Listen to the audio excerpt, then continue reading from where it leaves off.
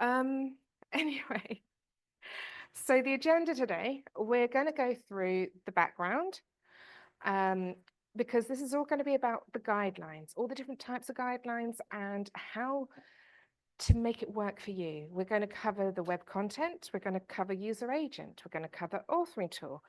Then we're going to do group work. I'm wondering if the group work will be possible that we can do a breakout room for those at home to work together. Okay, so that's good. So group work, yay.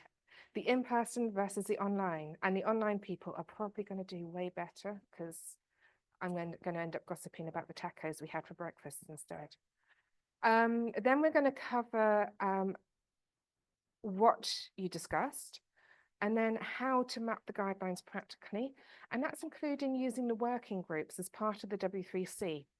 And before I got this talk confirmed, I did make sure that some of my colleagues at the W3C checked what I was saying to make sure I didn't say anything incorrect, because we all know how it goes. Us humans, very error prone if we're not careful. And then we're going to do some more group work, because I do think me talking at you for a whole day, despite what some people have said about my accent, is going to be boring. So I want you all to be able to have a bit of understanding, then discuss it, and then formulate your ideas as we go, because otherwise this day will not be a great way to learn properly. I'm all about making sure you don't have to look back at the recordings to see what I was saying. Anyway, and I really hate that. Why do I always use that? Anyway, I've worked in accessibility since 2000. I always like to say my credentials, why Erica covered it much better. I've always been using the guidelines. In fact, I wasn't officially recognized as doing this, but I might have something to do with the mobile working group mapping user agent accessibility guidelines to mobile apps, because I asked lots of questions about it. And then 2 years later, they started a group. That's my claim to fame. I did something, yay.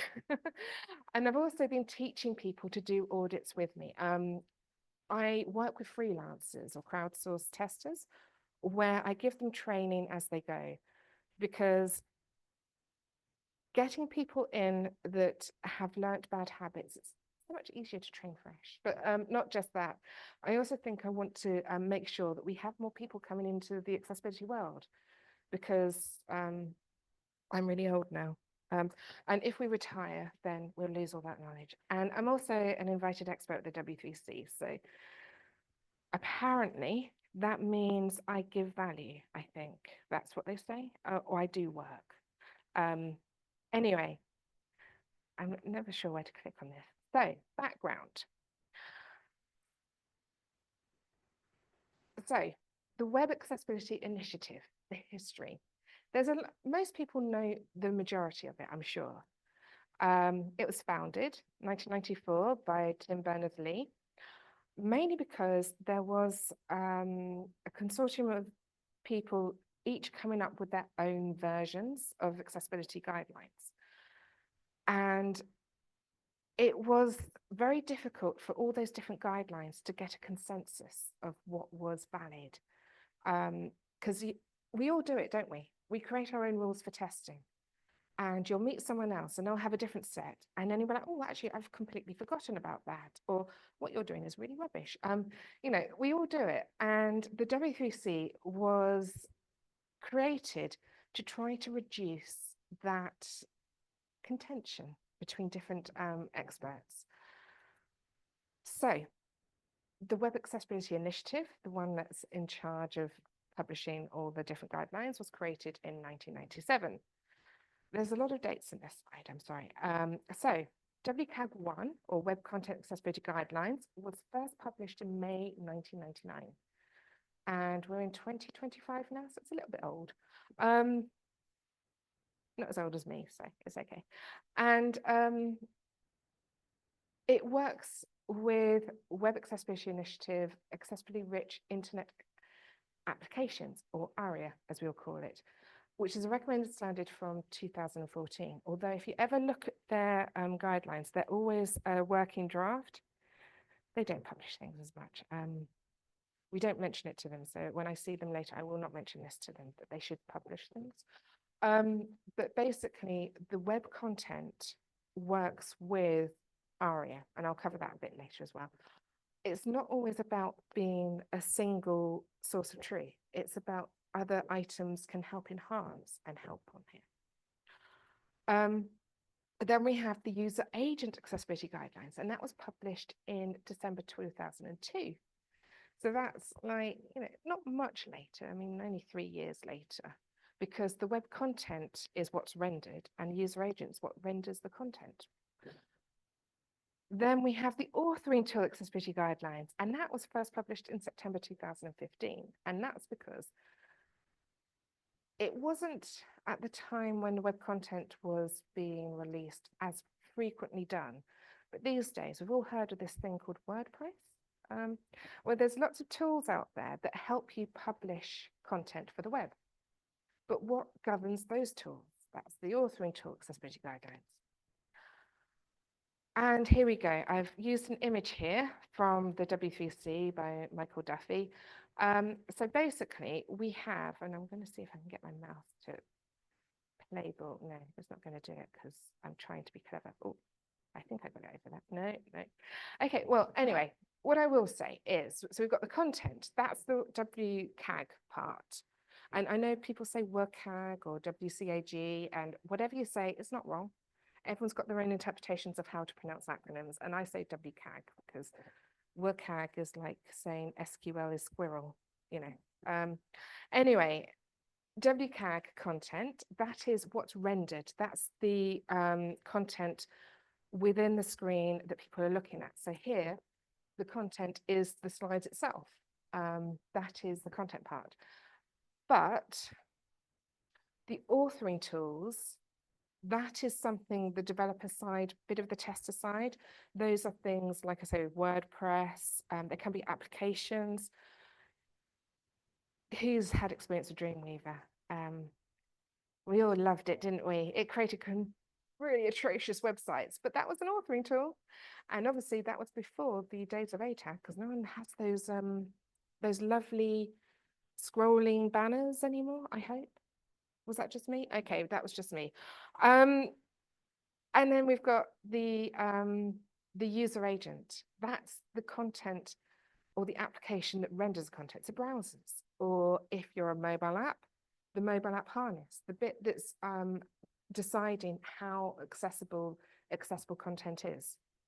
We all know you've added an alt tag onto your image, and some browsers will completely ignore it because it's not recognizing it.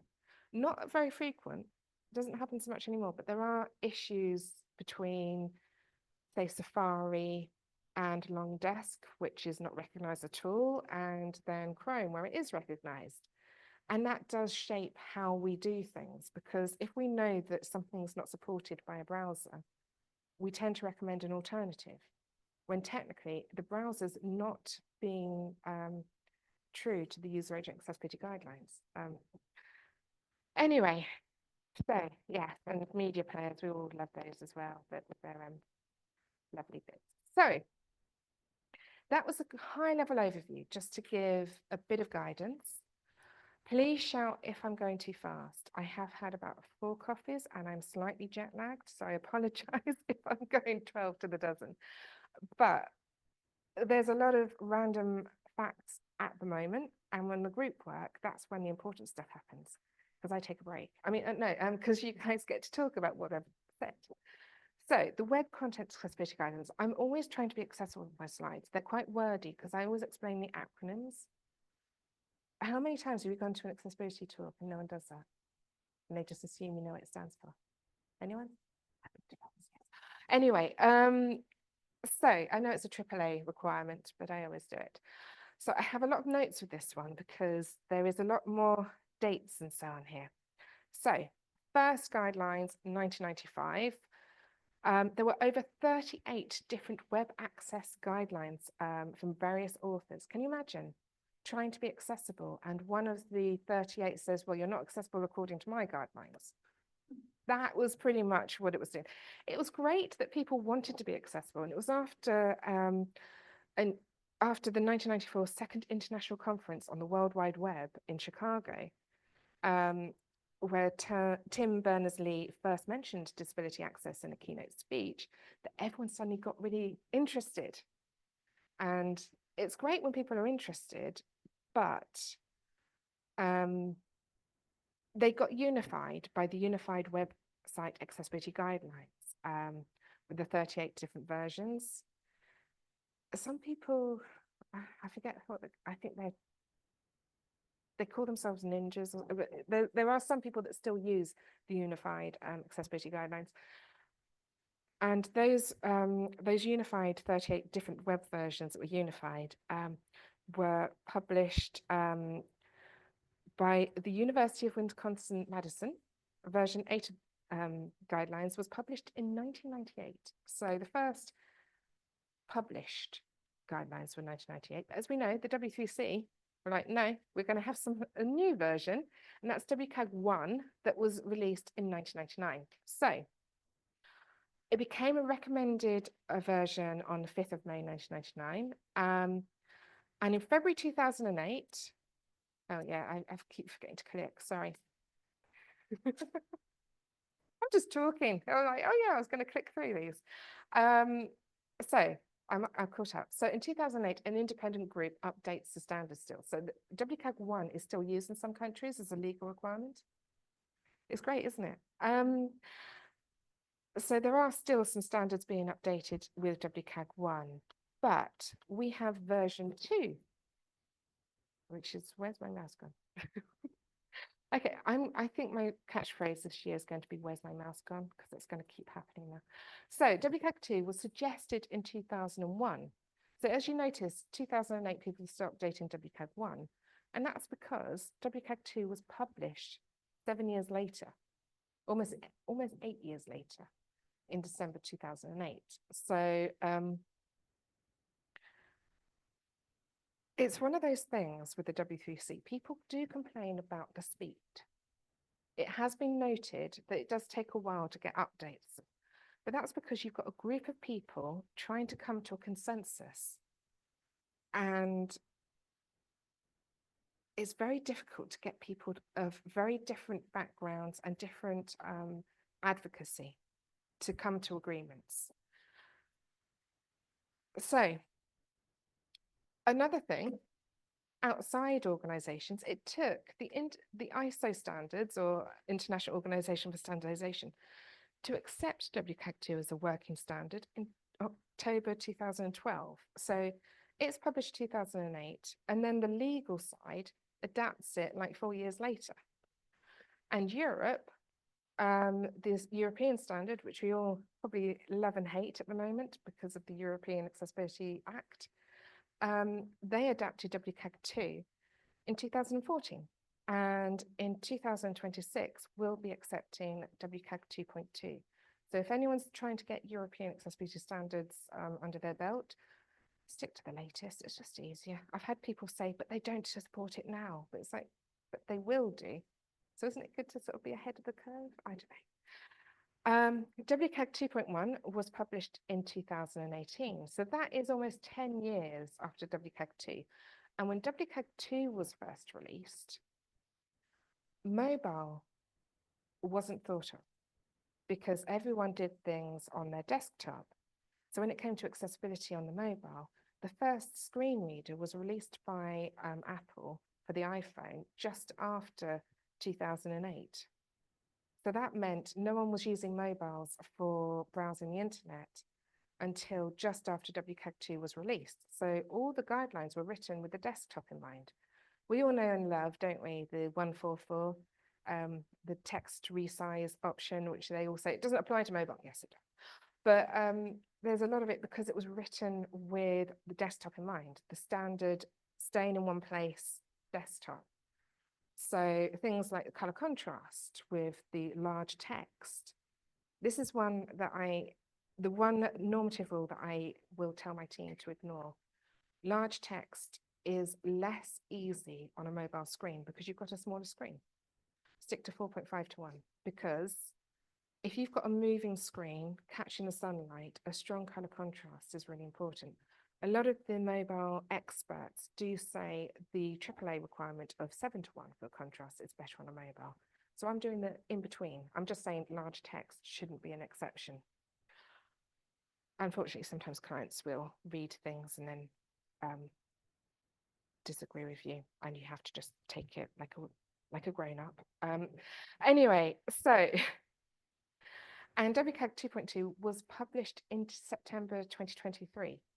And to think that the European standards, which are now currently on 2.1, will, it took them 3 years to adapt and incorporate it into their standards, because with everything that's legal, you need to double and triple check things. So it's slow moving, partly because it's getting consensuses is very difficult, because if you've got two people with different groups they advocate for, so you've got someone who's advocating for blind users and another one for keyboard users. The APG guides that I will talk about later have a lot that are for the screen reader users. They advocate a lot for the screen reader user, but add extra text stops in for the keyboard user. And this is why we have the groups to come into a consensus, because if you're got different groups you're advocating for, what you're getting is optimum for one user group and not for everybody. You need to remember, as users, we're a complex bunch, and trying to cater for everybody is impossible. It's like, I've had so many clients asking me, will I be 100% accessible for June 28th, European Accessibility Act?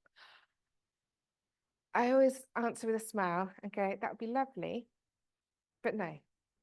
It's never going, it's not possible to be 100% compliant. And I do address this in another talk later. I'm plugging my other talks now, aren't I? But the reason why you can never be 100% accessible is because you cannot guarantee every human's needs.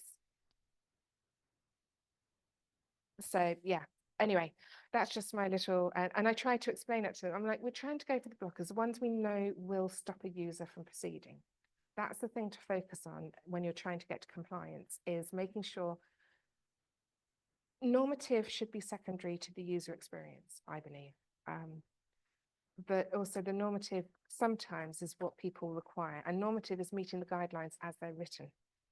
So if you ever talk about sequential headings, best practice. Anyway, so WCAG 3 is under development. We hope it will be released sometime in the next decade or two. But that's also having, because it's not going to be web content, it's going to be W3C accessibility guidelines, because all these different guidelines I'm going to go through today should be consolidated into one accessibility guidelines for all digital assets. I say should be, because we've already noticed, well, you probably have noticed if you've worked in accessibility, this varies as you go, which is why we'll just cover the WCAG basics and before I go on to the other guidelines. But for the web content accessibility guidelines, the basics, it's a recommendation. It is rendered web content. I might have mentioned that about 12 times already. It has 3 levels. You've got A, AA, and AAA. Audits mainly use AA, which includes A and AA as a legal requirement, because most countries do not include AAA requirements. A lot of people ask, what does the levels mean? What do the levels mean? And it's hard to explain it well, because you can have a level A checkpoint failing that is very low severity to a user. So like an image that's got a description that's decorative, that's not going to kill anyone. Hopefully nothing kills anyone with your products, but if they do, please let me know. But having an image description that's not necessary is an annoyance compared to a color contrast that's very close to 1:1, where no one can read it.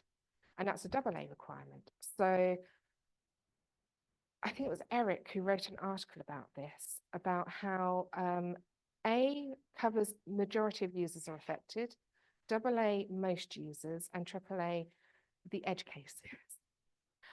I also say AAA can often contradict the A and the AA, because sometimes when you add in a AAA fix, it then causes an A or a AA to fail, which is always fun. Not always, but it's more about the use of language, keeping things simple, explaining your acronyms. So this is why I often say to people, look at the impact of the issue on the users when it comes to understanding what severity should be assigned. Old school, it always used to be A was a high severity, AA was a medium, and AAA was a low. And the reality is that doesn't reflect actual user experience. And it's got 4 principles, which most guidelines have versions of. The European Accessibility Act. I keep mentioning it because I've been living it and breathing it for the last 6 months or so, because everyone wants to be compliant for it because they're scared of their 10% revenue issue. Yes, it's all fun. But yes, perceivable, operable, understandable, and robust. So perceivable. Some people think that means, can you see it? It's like, no, it just means, do you need one sense to perceive it? If you only can see it with one, if you can only see it to understand it, then it's not perceivable. You need to be able to see it and hear it and touch it. In some cases, not websites, they're not quite 3D yet, but you know, for the hardware. Operable, does it work with other hardware? So if it works with a mouse, does it work with a keyboard? Does it work with voice navigation? Does it, all those other, there's a lot of ways to navigate websites that people don't think about sometimes. Understandable. Does it make more sense than Helen? Yes or no? I don't know. Robust. Does it meet the required programmatic guides? Is it, if you've got a website that's written with Devitus, does it still match what would be written if you use a native button? Then it'll be robust, hopefully. It does cause you more work, because I think to do a Devitus button with ARIA creates more lines of code than just using button. Anyway, so that's the history of WCAG. We're on 2.2 at the moment, and there's a quick reference. The slides are available in the talk description. So I have a quick WCAG checklist. I always like to do a quick checklist because sometimes just knowing the quick, what do I need to check for?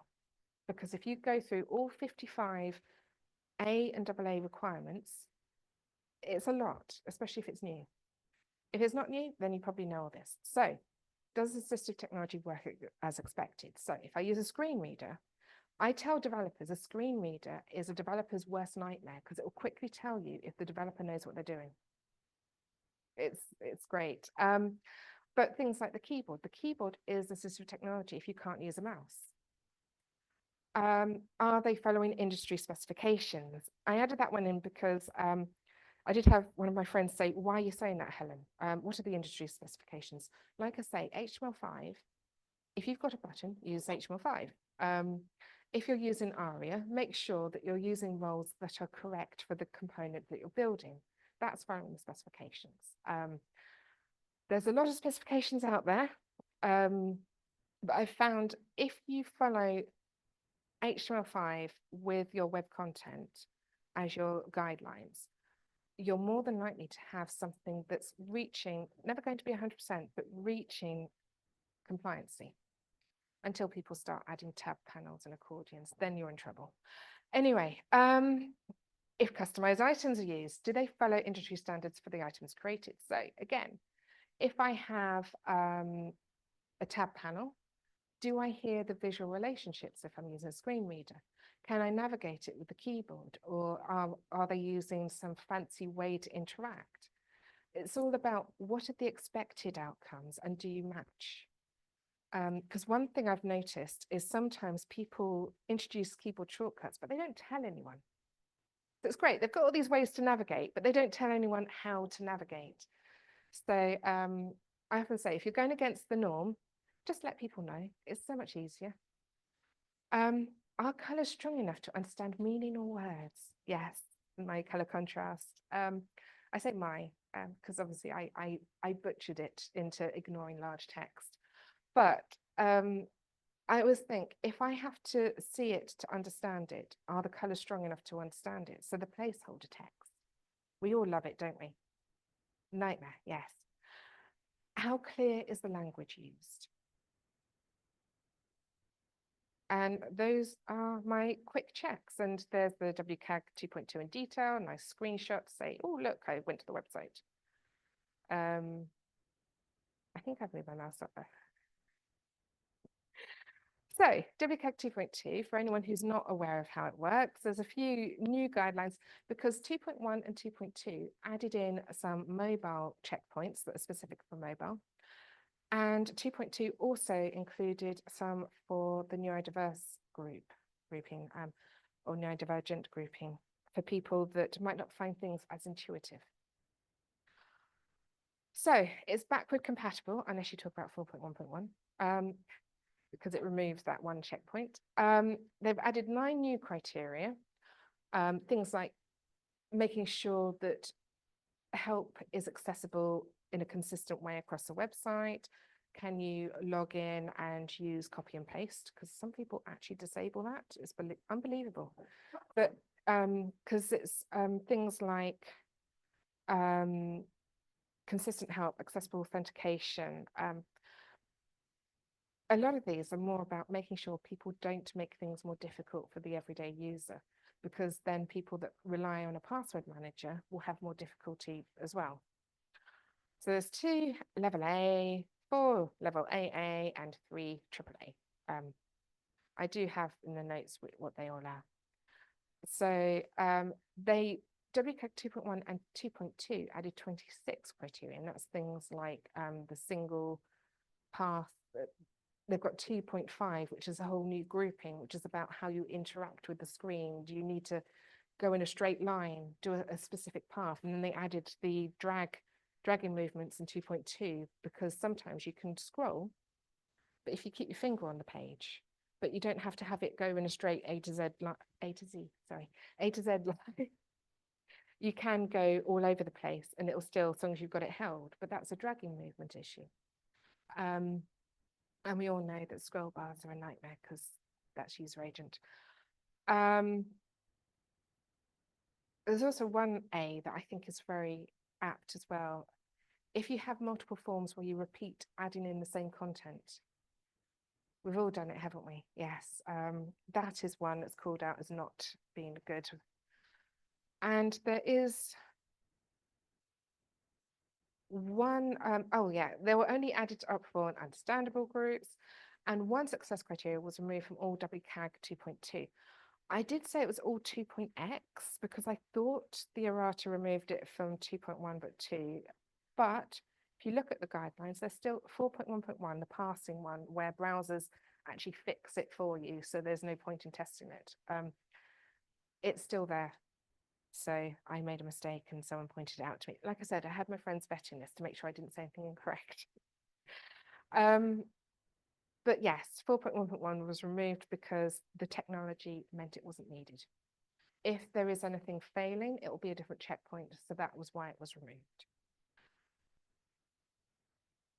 Anyway, so that's WCAG. Aren't you all excited? You've got that one nailed. Daniel, you look worried. There's no test. It's okay. So WCAG. And we're now going to do the same for the user agent accessibility guidelines. And I've gone in the order in which they were added. So it was web content first, and now it's user agents. So we've got the browsers. So the audience for the user agent accessibility guidelines. The reason why I say audience for this slide is because it's understanding who should be using these. So it was published in 2002, last updated in 2015. Some people say it's on only UAAG 1, and they're like, it's not relevant, it's not relevant. It's like, well, how often do browsers come out? And how often do they actually stick to what they should be doing? Like, it's designed for people creating products that render content like a browser. And a lot of the browsers seem to forget these guidelines exist. So for instance, Zoom, one of the checkpoints in UAAG is to make sure that Zoom is allowed by the content. And yet the text resize option was taken out for a bit, and it was the browser Zoom was added in instead.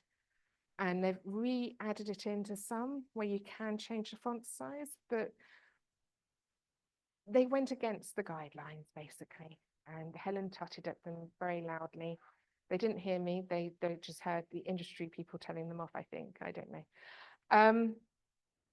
And it's also helped if the user agent doesn't allow you to have accessible content render in a way that is read by assistive technology, then what's the point of rendering your content in an accessible way if the user agent doesn't allow it? So some of the tests are things like checking if alternative text is added to an image. Does a screen reader hear it? Is it picked up by the browser? Does the browser render it in the way it's intended? And it's the same for authoring tool, accessibility here. That's more for the web-based authoring tools for the user agent side. But this is the part that is often deemed not in scope for the rendered content because it's the browser that causes the issues. But the browser should be held accountable because if they're stopping people from adding a long desk, again, like I was saying about Safari, ignoring it because they don't like it. If you add a long desk for a complex image, it will render as expected in other browsers, just not Safari.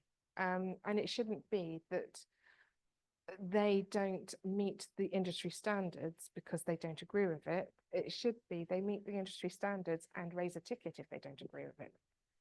Am I being a bit too formal? I think I am. No, I am. I'm you know, we should all have free reign and just do what we like. Yes, go back to those 38 guidelines. And also, UAAG, if anyone asks me to do an UG, as you could call it, if I always say the letters for this one because UG doesn't sound right, does it? If someone asks me to do a UAAG audit, you also have to check that the browser items, like the menu items and all the other bit, meet the WCAG checkpoints. So you have two levels of testing. Does the content get rendered correctly, but is the product itself accessible against the WCAG checkpoints? So you have twice the work. It's always fun. And it has three levels, same as WCAG, A, AA, and AAA. It's not often written into legal requirements. That's WCAG only. And it has 5 principles. Yay! Doesn't have robust. It's got perceivable, operable, understandable. So those are the same as WCAG. We've got programmatic access, as in can assistive technology access things as it should, you know, and specifications and conventions. Again, is it sticking to the specs? What are the specs? The conventions to me.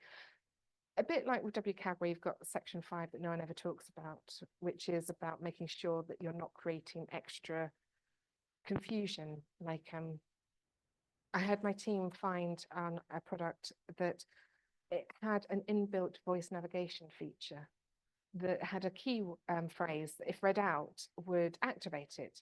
So when the screen reader announced this text that was on the page, it activated the voice navigation software, which causes a conflict. So I think that one was a 5.2.6 error, which is about causing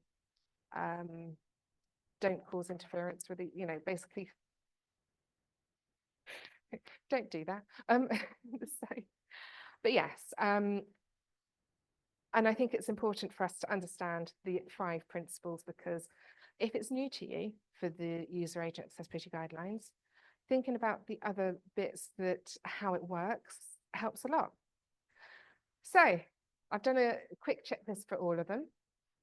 So for user agent accessibility guidelines, the quick checklist. Do you render content? Mobile apps, you're rendering content. And that's where people forget about the fact. Like a lot of people say, well, none of the mobile apps allow text resize. It doesn't meet UAAG. So now you've got an extra thing to beat the mobile app developers over the head with. Like if you see Mark Stedman, who's in another room, you can tell him I said it's okay to beat him up. Is this recorded? Oh dear. So anyway, we'll edit that bit out. Thank you. Just make sure I said it at the start so he doesn't.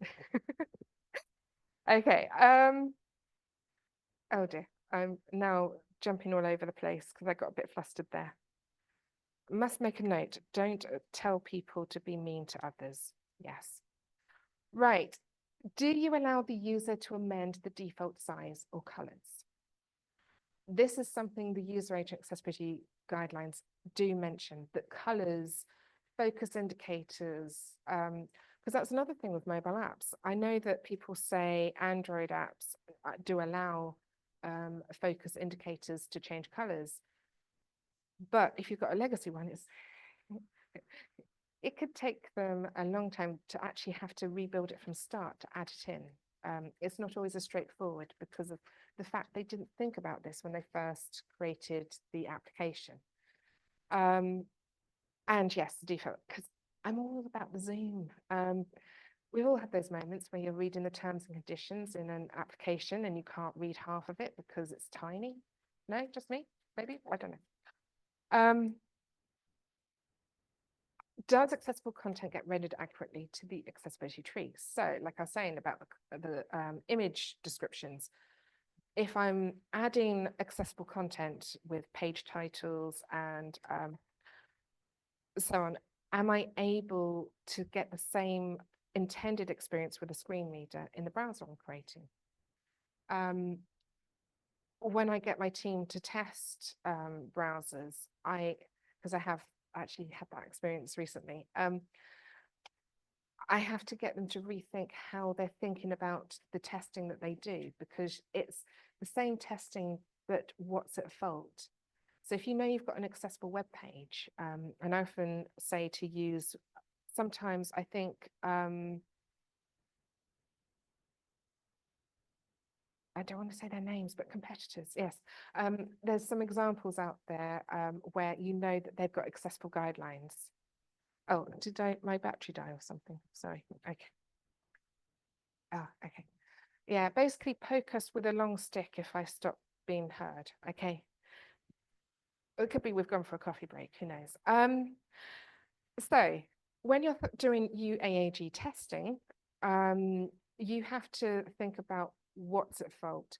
So you need to know about the rendered content before you test it to make sure you've got an accessible version that should work. And if it doesn't, is it the browser at fault, or is it the rendered content because they haven't, it's all that fun. And you also have to check that inaccessible content will be treated correctly. So sometimes people use AI tools for their screen reader that will add alternative text for images. When it comes to testing, always disable that because you're fixing it for the developer. Same thing for the browser. Will it try to, that's when it's good. If it tries to fix things that are broken, does it render it in an accessible way that they can understand it's not working? Or will it try and help fill in the gaps, which would make it brilliant? That's different. That is okay for the user agent guide to do that. I'm not saying it's wrong for screen readers to do it. It's just wrong if the testers don't turn it off, because then it means the developers' issues might not be noticed. Anyway, so yeah, do they provide ways to resolve inaccessible content? Sometimes when there's no text alternative, sometimes it will show that no text alternative was found, click here, or something more accessible than click here. But activate this button to generate an assumed alternative text. It's that sort of thing. Does it have a way to let you know the content is not accessible without it blowing up? Can just be question mark, there's no alternative image, alternative text on this image even. And will it render content that is designed in a certain way, let you override the zoom restrictions? Another thing I tell my team not to do, to not turn off to not turn on the browser's settings to increase the text size regardless of what the website's put in, because then you're overriding it. But if the browser has that, that's good, because it's giving them a workaround. Yeah. Anyway, and media, yes, and audio. Do you follow the industry standards? Do you add controls that don't disappear? Basically, if I'm watching a video and my stop button disappears, it's easier for some people to be able to work out how to get it to re-show than for others. Maybe just don't have it as something that just disappears. Maybe have it as dismissible. Oh, that's a WCAG checkpoint. Yes. And can the keyboard focus interact and be seen with all actionable items? So again, making sure that keyboard focus defaults, you know, that dotted grey outline that some browsers have, horrible. But that's their fault. That's their industry standard, which is a get out of jail free card for most websites when they just use the browser standards. The browser standard should be a 3-to-1 there as well. So that's when it's the browser at fault, or the rendering tool. So for the mobile apps, again, going back to the keyboard focus, I say keyboard focus because I get my team to test mobile with Bluetooth keyboards, because you need to have a touch gesture alternative. Switch devices is probably better, but more complex for people to check. And Bluetooth keyboard's the basic check.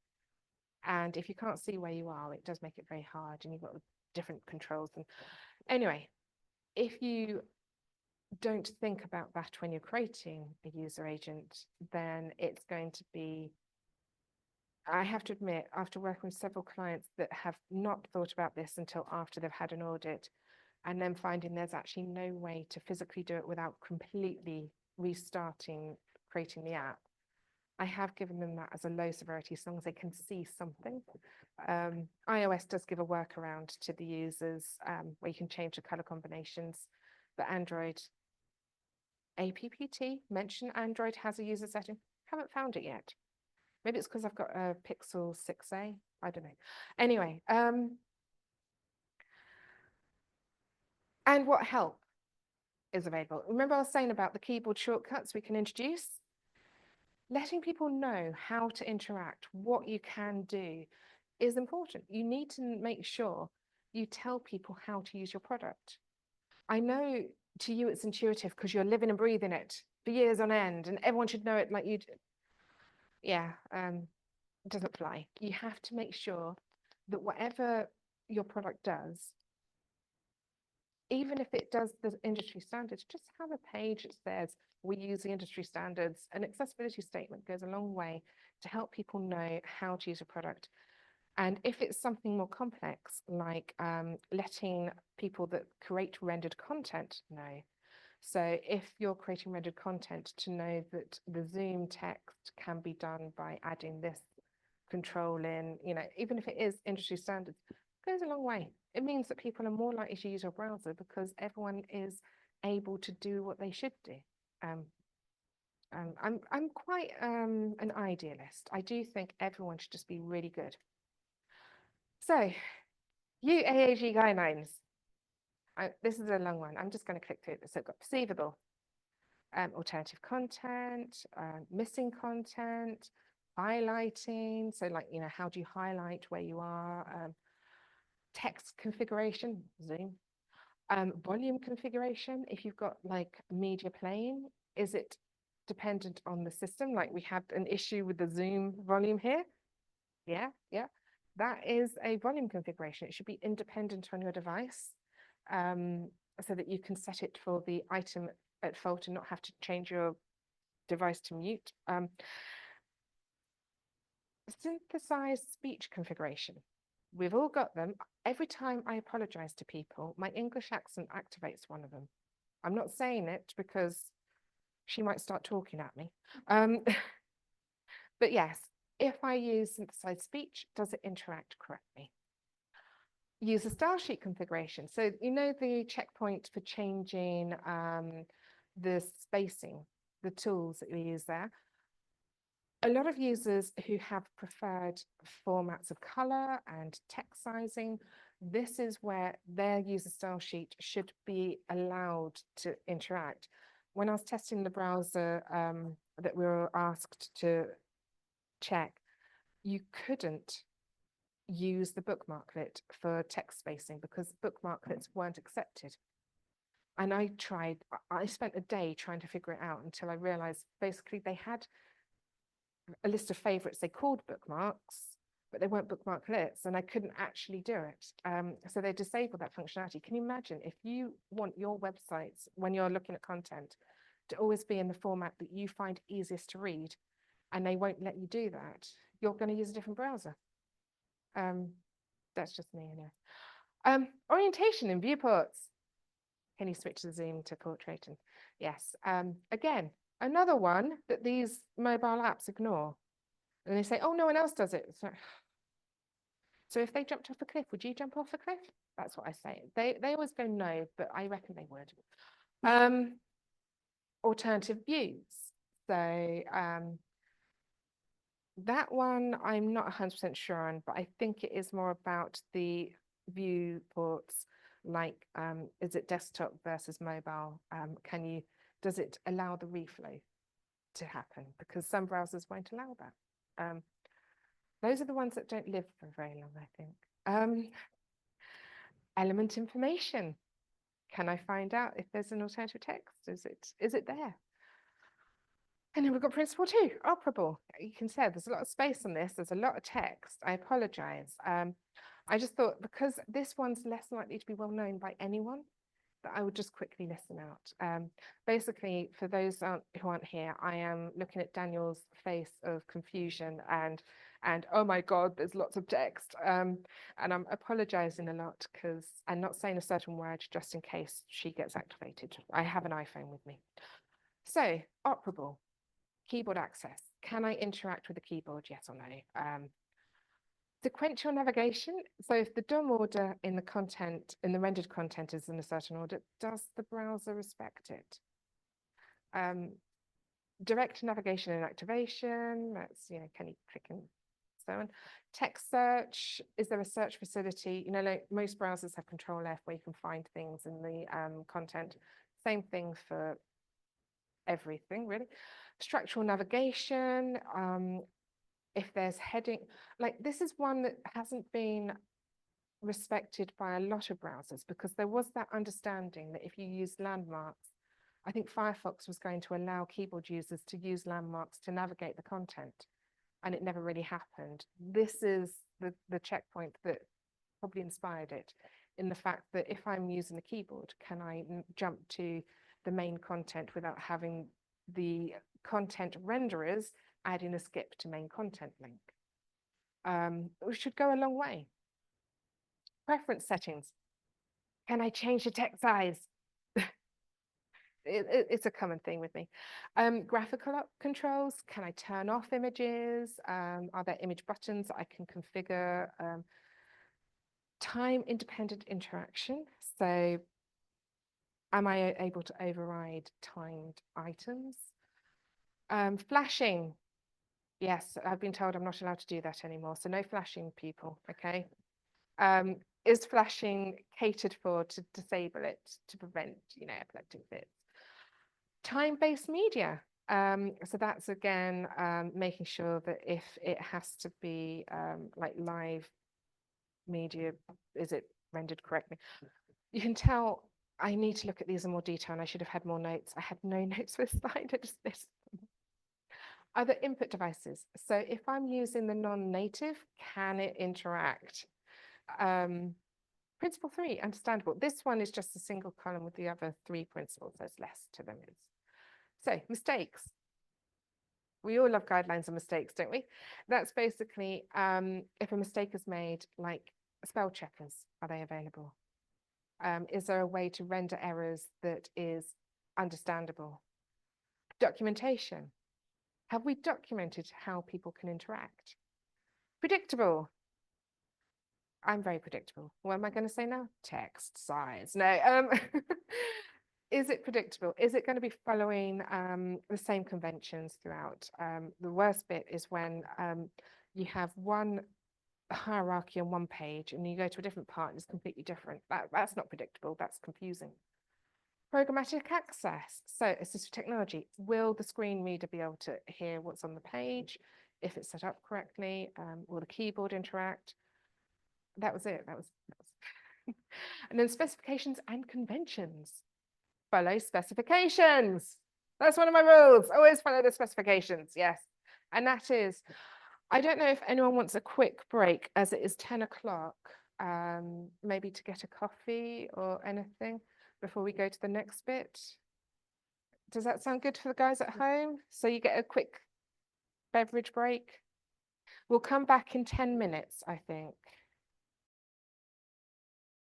Accessible for people to create accessible content for the content they're creating. You do get into a paradox when you're talking about authoring tools. I think that made sense. In my head, it did. Logic's not quite there. So then it's split into two parts. Part A is the tool accessible? So am I creating a tool or an application that is going to work with assistive technology?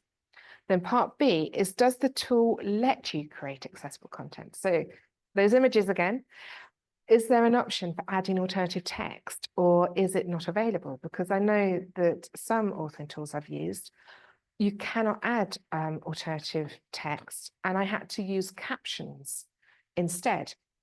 Hi, Microsoft. So it was one of their wiki page creator type things where I was adding images and it wouldn't allow me to add an alternative text. I had to change the file name, add a caption to make my content accessible.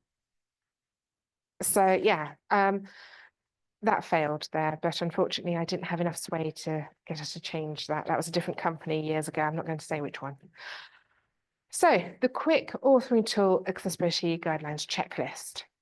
Stop looking at the photographer, Daniel. If you look and make eye contact, you make him run away. Do you author content?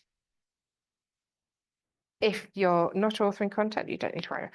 Is there an accessibility checker? When I say do you, does your tool, I should say. Is there an accessibility checker? That is actually one of the guidelines that when you create, well, someone creates content with your website, that you have a wizard or a tool that can help you to create the accessible content. You don't have to have an accessibility checker. You can have help that's static and so on. But it's so much easier, isn't it? Like, how many times have you created a presentation and done the check accessibility option? And I have to admit, with the Google Slides, I've downloaded Grackle Docs because it's way better than the built-in tool. That's just my own personal preference, but if you can, make sure you've got an accessibility checker added. But it'd be nice if the inbuilt tool was as good as some of the ones you can add in. What guidance is available? In other words, if I'm going to be using a tool, does it tell me how I can use it in an accessible way? This is something both UAAG and ATAG cover that is not part of WCAG, even though there is the accessible help now in WCAG 2.2. That's more about, is there a help mechanism available? This is what help is available. Like, is there an FAQ? Is there instructions on what to do? Is there guidance for those problem areas that people might not be able to fix intuitively because it was thought of after they created the main product? You know, we've all had that, haven't we? So can I add alternative text to an image? So I've mentioned that already, but that one is quite an important one because I do think images are, when it comes to creating content, are often not always thought about with accessibility when it comes to these tools.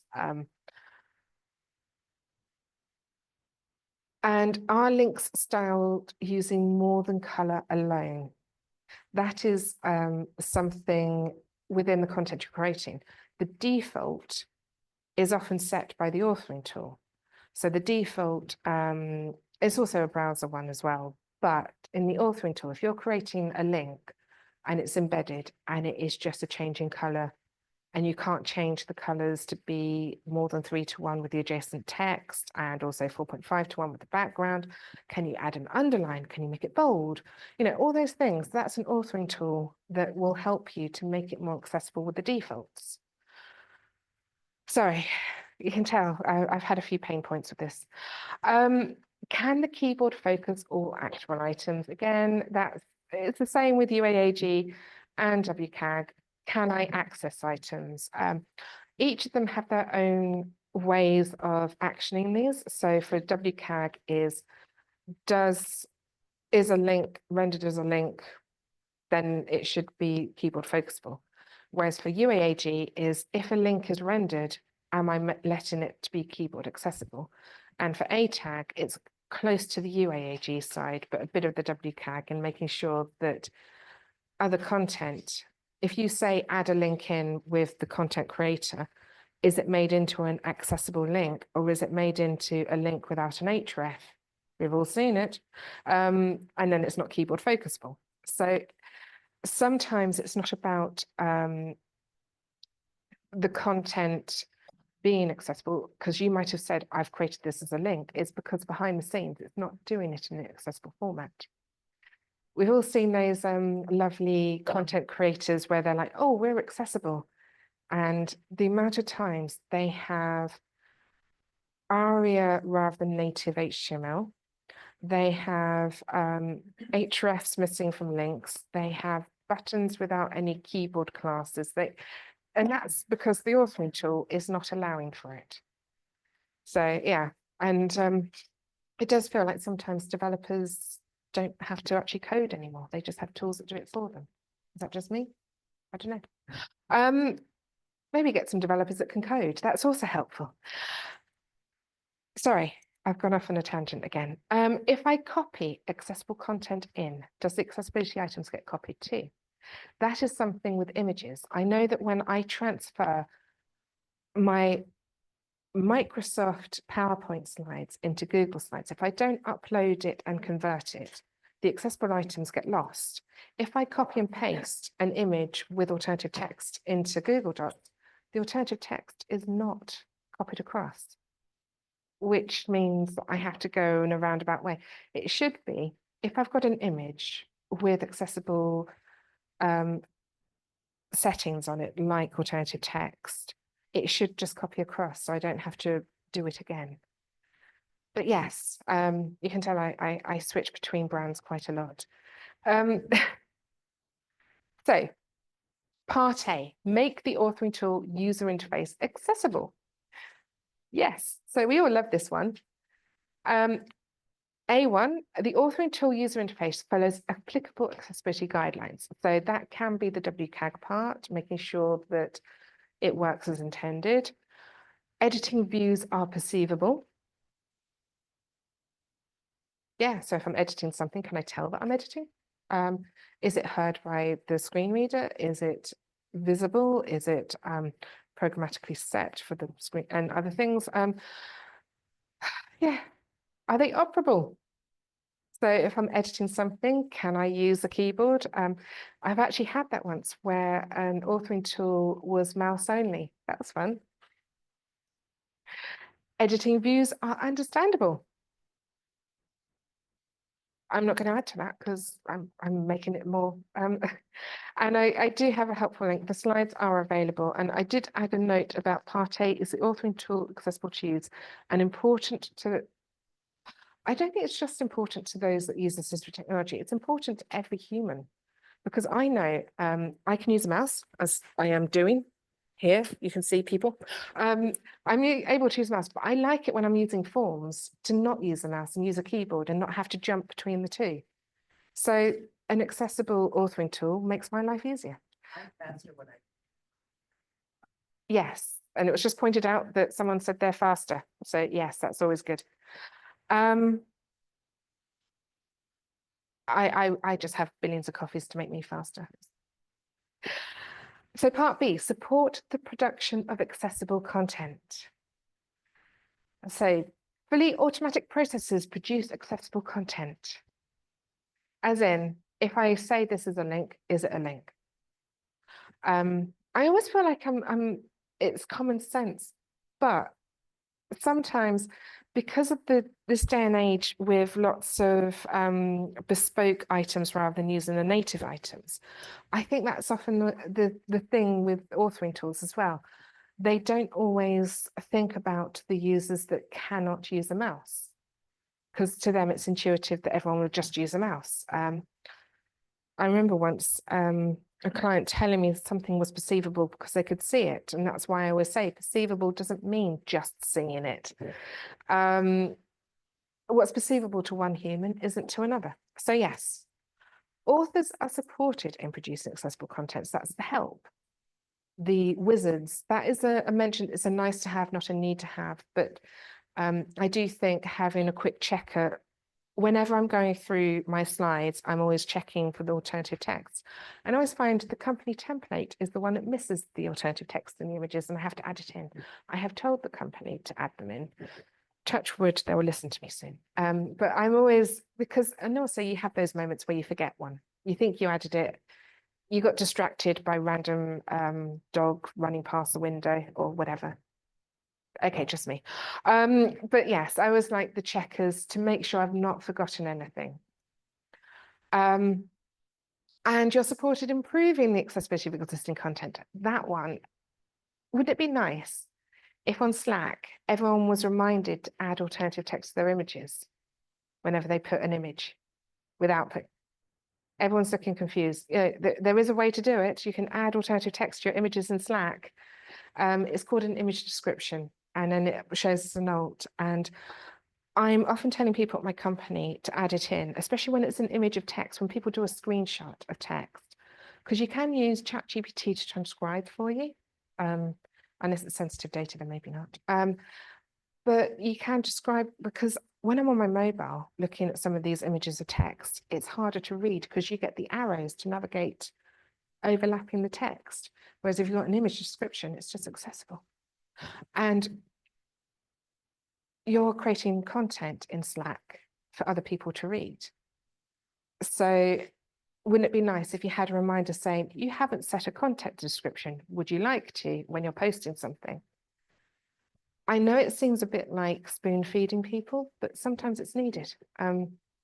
Because there's only so many times I can put the Mad Old Bunny icon that I've had created for me at work on every non-alternative text image before I get into the really unpopular kids group.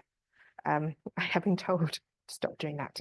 But yes, so I think sometimes it's reminding yourself that the authors might not know what that is needed to make things accessible, and they might not think to use the wizard that would check things. So little prompts of, are you sure you want to use a link here when it looks like a button, would be nice. Some of it's not really going to happen quite yet, but it's to make sure that people risk and error states are less likely to happen in that sort of case. And authoring tools promote and integrate their accessibility features. In other words, you don't have to search for it to find it. How many times have you had to look at a random forum to find out how to use the tool? Anyone? Just me? Yeah. It's a common thing. If you have to Google it and you find it's not part of the help and it's somewhere completely random, like someone who also had the same headache sharing it in a blog, that's not the product giving help. That's frustrated users trying to fill the gaps. So it'd be nice if they did it themselves. And yes, ATAG at a glance. So now we get into the bit where you're not listening to me talk at you. So we're going to create a Zoom room for those at home. And I think because there's 5 of you here, I can count 1, 2, yeah, it's okay, cool. I might have counted 10 because I am jet lagged, you never know. That we'll get into a group. So we've got the in room, and yes, this is me trying to be inclusive of my picture, lots of hands coming in. That's what you've all got to do, is the hand picture. Now, the exercise, what experience do you have with the main guidelines? I think I just want you all to share with each other. Or we could split into half here, I don't know, whatever people think is better. What experience do you have with the main guidelines? Were you aware of the different standards existing? And how do you think they apply to your work? So there's 3 questions that I want you to get together. We'll do a breakout room for the online people and just talk to each other. And I can sit down for a bit and text my family to make sure that they've not forgotten who I am. Sound good to everyone? And I shall mute myself. There we go. How's that? Do-do-do. So no one had any of the questions up 'cause it's all good. Right. Okay. So I don't know why I start shouting. I've turned the microphone on. I don't need to shout, do I? Or should I just do it anyway, just to be on the safe side? So before we go through the practical approaches, I want to quickly ask the people at home, or not in the live chat, would you like to speak and share your thoughts on these 3 questions? There's not many of you, so I might start picking on people. I don't know. I would say Harrison, but I don't want him to completely hate me. How about I can, I don't anyone? know. Oh, Taylor, hi. I was like, I'll just take one for the team because can't hear Leslie and David and I all work together actually at the same company. So we all might have similar answers. But we're part of our accessibility team at the company we work at. So we all have pretty good knowledge of WCAG and a little bit of ATAG. The technical issue of not thinking about people.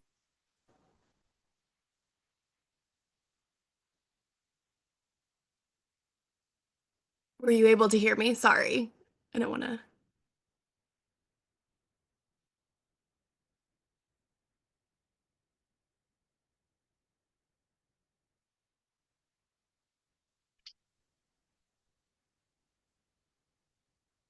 Yeah, I like online. We did hear you, but I don't know if they're hearing you over there. Yeah, I don't know if they're hearing us either. I can't tell. Yes. Oh, you are. Okay. Okay. Sorry.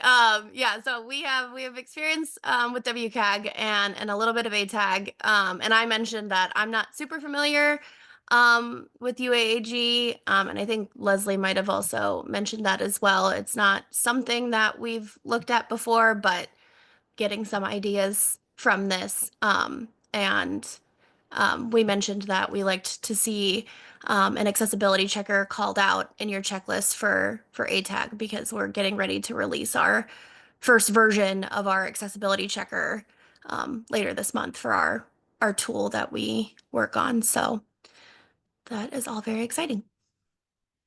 I love the excitement. Oh, and the echo. Yep. Harrison, how about you? All right. Yeah, I'm new to this, and I've been working with Helen. She's been great leading the team in that aspect. So I'm hoping to get more, siphon as much as possible from you, so I can ask the right questions in meetings.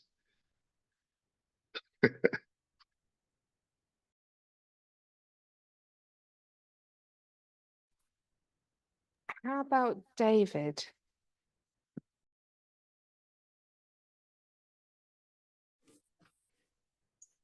Well, I'll say that as Taylor mentioned, we work at the same company on the same products. And so I have the same experience as Taylor. We're well versed in WCAG, have some familiarity with ATAG, and we'll be delving into that more this year. But UAAG is fairly new to us. So this the presentation is giving us pointers for what we should be looking at next in the future. Works with you, Pushing? Because Taylor mentioned Leslie. Yeah, Leslie and David and I all work together. Okay, cool. I'm going to mute you all because I'm hearing myself. Awkward moment when you hear yourself echoing that you end up focusing on your own voice more than you should do. So in the room here, should we pass the microphone around? We're going to get the lovely Erica asking people for their thoughts here. And please say your name when you start speaking so that everyone knows who you are because they can't see your name badges.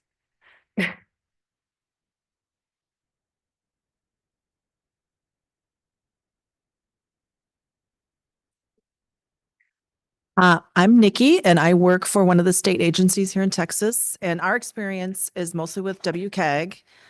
We also have over 40 websites that we have because we're a state agency for the water plan and the new flood plan that we just came out with.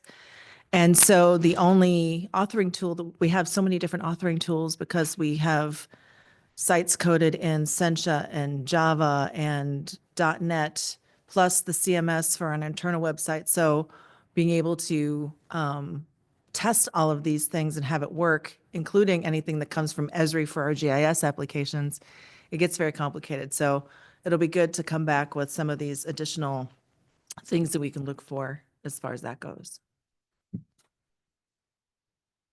Does Texas have a flood? Yes. Sorry, okay. The question was, does Texas ever flood? The answer is yes. We actually just published our first.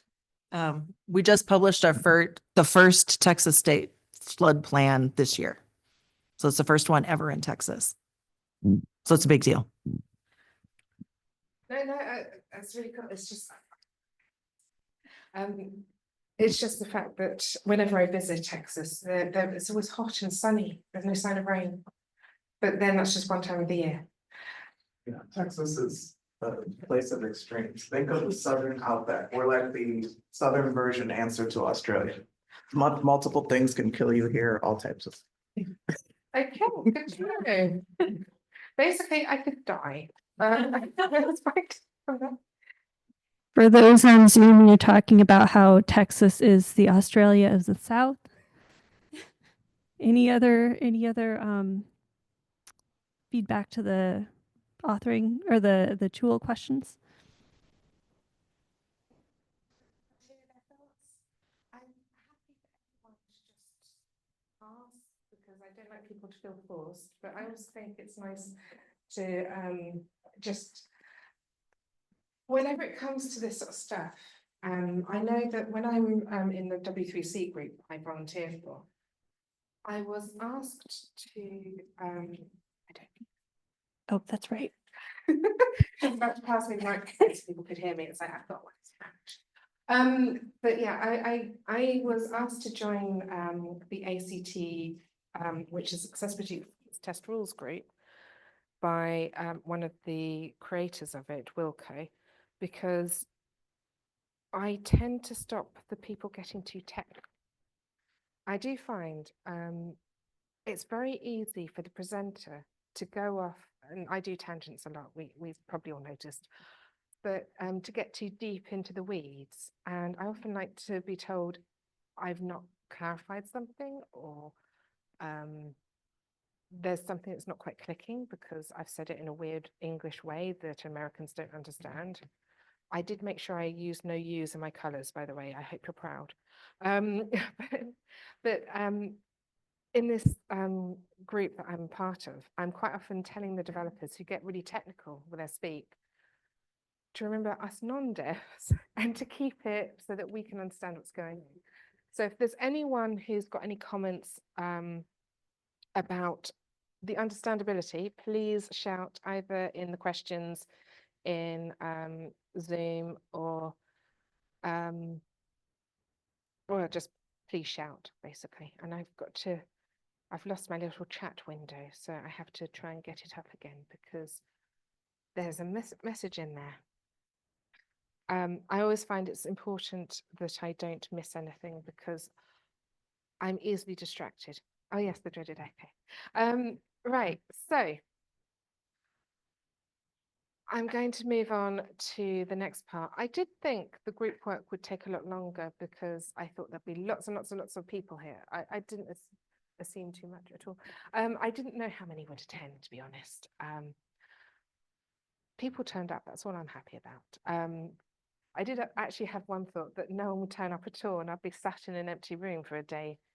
Not that I was hoping that would be the case at all. Anyway, so practical approaches to map the guidelines. This is something I think is helpful to everybody because when it comes to the guidelines, there's a lot, like when I read out all the UAAG ones, how many people felt slightly overloaded? Daniel's nodding. It's very easy to get lost in the weeds. And I often think, us testers, we are overthinkers because we're always thinking how someone might break it, how someone should use it, how, thinking of those edge cases, like that joke about, a tester goes into the bar and orders 999 beers. No, then -1 and everything blows up and it's a fire. Or no, one person orders one and then it's someone else could probably tell the joke a lot better than me. So what is covered explicitly? Now, who knows the two words implicit and explicit and what they mean? Because I always interchange them. I did put the meaning in the slides. So explicit means it directly called out and clear. It's called out and clear. So what is explicitly covered within the checkpoints? So web content on desktop. So this is what are the items that are covered. Web content on mobile. Media. I say media as a group one because media can come in all shapes and forms. And it's one, basically media has its own section of checks. It's got WCAG 1.2 for the media checks, which is the one that everyone remembers, captions. They always add the captions, but the audio descriptions and the transcripts are often omitted. And also people mistake audio descriptions, I know I've done it, as the audible description for someone who is, the audible description is often, I'll say the correct one, because if I tell you the mistaken one, it will get, I'm confused in my head, but the correct term for audio description is the audible description of something that people can't see. So if you've got like a scene where it's very visual because someone's handing someone else the knife to stab the other person with behind their back, an audio description should announce that, because someone who cannot see the content will miss this important part of the plot. It's not about describing everything like Netflix with the squelching wellies that everyone talks about. Sometimes you don't need some of the extra descriptions, but an audio description is anything that's important to know that might not be conveyed in an audible way. But sometimes people think an audio description is the other way, like for describing, oh no, I forget now, but people often mistake that. And a transcript is basically a written down version because they can't quite fit it all in.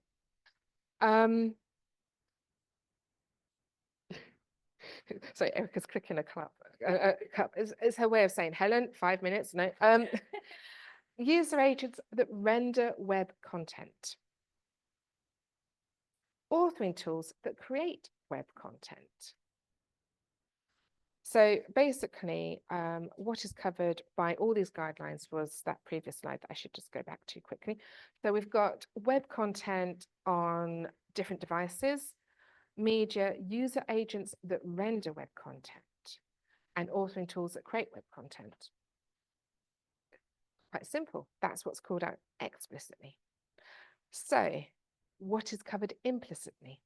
And like I said, I had to Google this just to make sure I got it correct. Implicit means that it's inferred and can map to the guidelines.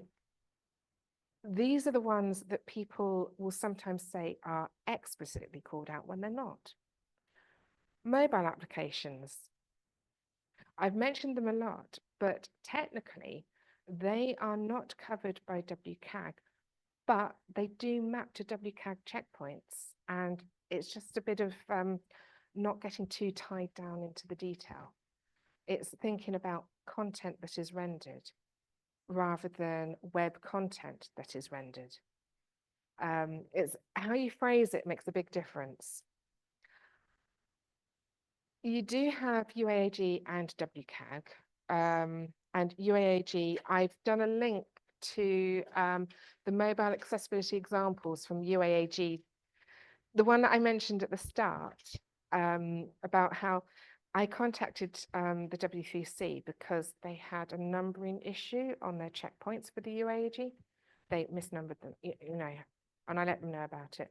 And I'm like, why are you looking at UAG? And I was like, that was the answer I had from a W3C person. And I said, well, I'm looking at them because I've been asked to test mobile applications. And there's a part of them that isn't covered in WCAG that I think is covered in UAG. And I'm like, oh, that's a really good point. Thank you. And then a couple of years after that, the mobile accessibility examples from UAG was, or the mobile, that they wrote it a couple of years after that email. So I reckon implicitly, I caused that to happen. In other words, there was no recognition at all, but it was just a time reckoning. I like to take credit for things sometimes, you know. And it can include authoring to accessibility guidelines for mobile applications because you can create web content. Like I was saying, DMs. Everyone who's doing a direct message is creating content. So a DM like Slack or any of the other tools that are available out there, like not Skype because that died, didn't it? Teams, any of those are authoring tools for you to render content. And people don't often think about that, and they can be available on your mobile. So it can include a tag, but only if the application creates content. Non-web desktop software. So applications like Adobe for reading PDFs, that isn't a web-based software, that's an application, but it can be covered by the same guidelines with all of those. So again, like with mobile applications, you have the UAAG part for the application itself. And in fact, can people customize it? Can they make it work? And I should put this coffee down because it's not actually going to get drunk now. So basically, anything that is not called out explicitly can have the rules mapped to them, so long as you're not literal. And this is a bit that most people have difficulty with. They either just apply everything, blanket apply it, or they think too much about it. And sometimes I've noticed the mobile working group did do mappings of the web content accessibility guidelines as well. And sometimes they've missed bits out because they've been a bit too literal, like the keyboard ones, because they don't think about the differentiation of Bluetooth keyboard or touch gesture using a screen reader. And they both can cause 2.1.1 issues if, when using a screen reader, the swiping through doesn't focus an actual item that you can activate. So, you know, just because you can focus it doesn't mean you can always activate it. But yeah, that is a more, if you're very literal, thinking about keyboard only, if you take it out and change keyboard to mean alternatives to the mouse or alternatives to the most commonly used way of navigating, then it's implicitly covered. I love it, and I see a click. Yes, I've seen a few here today. Thank you. Documentation, that's another one. So who does PDF testing? Who loves it? Oh, all the hands are down. That's shocking because PDF UA. I have my own checklist with WCAG and PDF UA, which is about 166 tests I cover when I do a PDF test. And there's a lot of, I've really got to simplify it, to be honest. For some reason, my team find it very difficult because it's too much detail. And it is. There is a lot of about pointers, and if you look at PDF UA, there's a lot of more like the 4.1.1 of WCAG of making sure that the behind the scenes coding is correct. But PDFs are less intuitive to most people. And also, I think we've all seen the posts on LinkedIn where people are saying PDFs are evil and you should not use them for accessibility. No, no one else? Yeah, maybe. They are very difficult to make accessible, but not impossible. It's just sometimes, especially when it comes to terms and conditions, legal documents, a PDF is better because it's less editable. And a lot of people, if it's something legal, and I know there's a lawyer in the room who's probably going to go, yes, Helen, a legal document is better to not be editable for obvious reasons, because you don't want people to change a contract to say that they should be paid 5 billion an hour. I tried that and no one paid attention to me. They thought I was lying. Anyway, but yes, there is that side of it. They're not going to disappear. If we're going to have read-only forms of such that are not web-based, what is the alternative? Because most editors are exactly that. They're editors. They're not read-only. You can make things like Word read-only with lots of passwords for editing items, but then they're not as clean. So yeah, they're not going to die, I'm afraid. I'm sorry to break anyone's heart. Anyone? No? Okay. Daniel's just like looking at me going, what?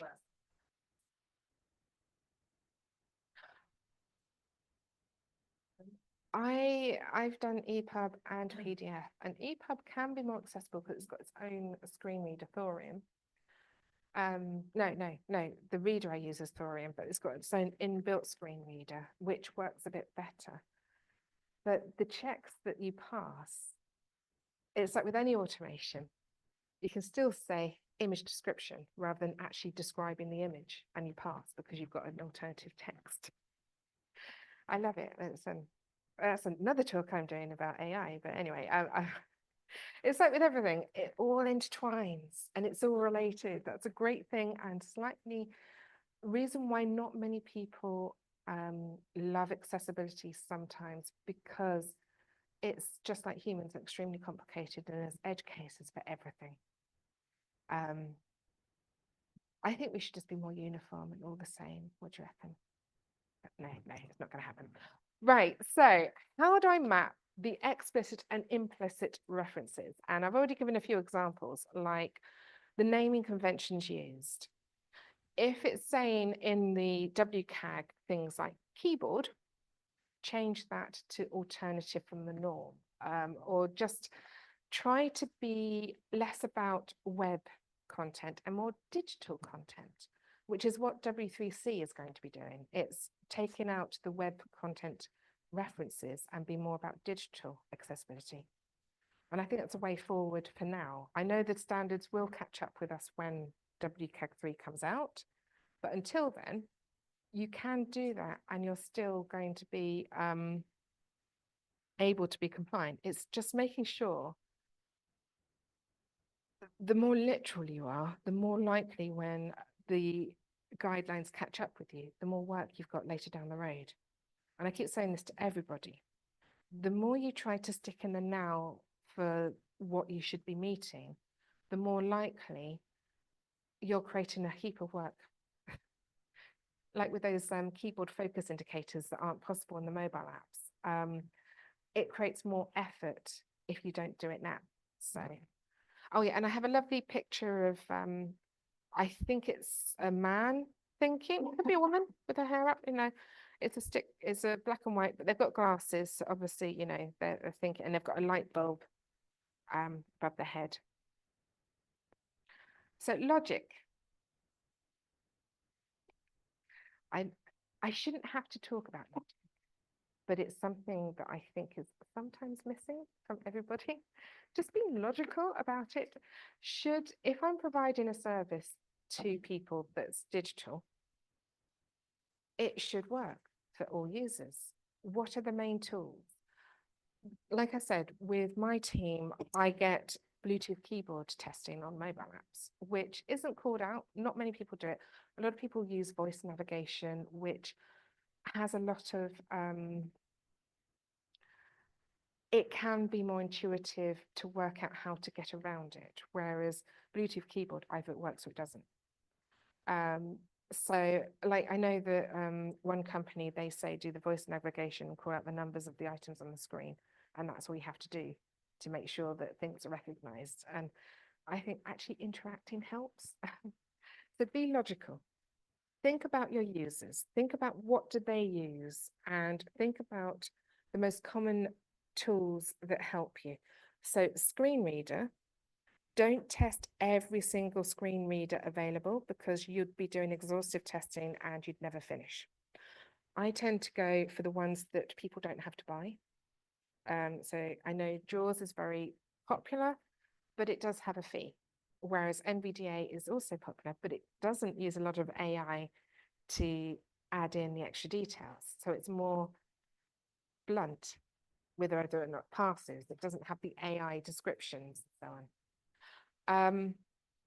Well, it does, but you turn them off more easily. In JAWS, there's a lot more untweakable. I've noticed where it goes, it says this is the label for something because it's adjacent to it, but it's not programmatically linked. And you end up with some interesting named fields then. But yeah, so when I say logic, it's thinking about the tools that you will cover. And I think trying to agree that in the teams really go a long way. So screen readers, try to do one per operating system. So macOS, iOS, VoiceOver, Android TalkBack, even though Samsung have their own voice assistant, it's atrocious, don't use it. Any Samsung people here, sorry. But you can download TalkBack onto Samsung phones, and it's also the more popular one, according to the WebAIM survey, to use on Android. And Bluetooth keyboard, when it's not desktop, is important. Automation tools, they're a great checking starting point, but remember, sometimes they're non-issues. I hate to tell you, like I say, I'm in a group of developers that create these tools, and they will say, yes, you're checking whether or not the code is correct. It doesn't mean that it's accessible. So automation, great starting point. And should you test it? Is it something used outside of your organization? Is it something people pay to use? Is it something that internal people use? I know that some people were discussing about how sometimes developers will say we don't need to be accessible because our users don't require accessibility. And I had one client that had the same approach for something that was used in a doctor's surgery. And they were like, well, the doctors obviously, they don't need accessibility. There's less, until someone had a blind receptionist. And now they want to fix it. So don't assume just because at that moment there was no need for it, that there won't be in the future. So it's more about the logic. Can you control who's using it? If you can't, which is generally the case, test it. Oh yeah, I've covered the understanding assistive technology and usage and users. I should have practiced beforehand, shouldn't I? I'm just randomly talking and going, oh yeah, I've covered that one. Has somebody already tried this? This is going to link into the next part of my talk. Has somebody already tried this? I've mentioned the W3C a few times in the working groups, but sometimes when you're trying to map rules that are new to you to a different technology that's not explicitly called out, someone might have already done the work on the implicit mapping.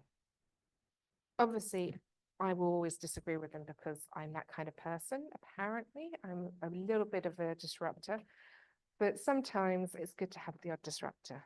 But I do recommend looking at people who've already done the hard work, so to reduce the reinventing the wheel. Also, it means there's a reason to have it. So yes, Web Accessibility Initiative. Why?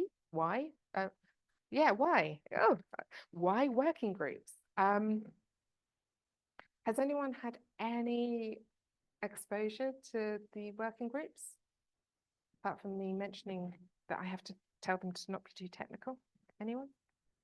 No? Okay, well, you're in for another treat. I'm going to introduce you to something else that can help you all. It's always nice when people don't know too much. I like teaching people, yeah. Also, it means I might get contradicted slightly, who knows? Anyway, so W3C or why? Right, so There are working groups within the W3C, but they're defined as part of the Web Accessibility Initiative. But they are under the W3C umbrella.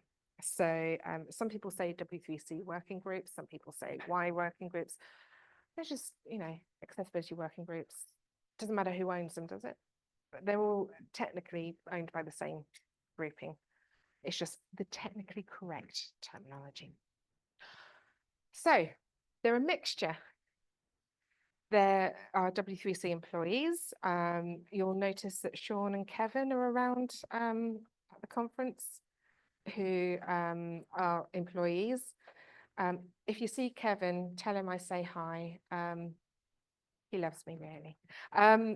And then there's sponsors. People pay to have their names as part of the W3C. So a lot of the big companies will sponsor the W3C, which means that they can join the working groups and the task forces and contribute. And then there's invited experts like me. Yeah, where I don't pay. They're just like, oh, you do work. Okay, you can join.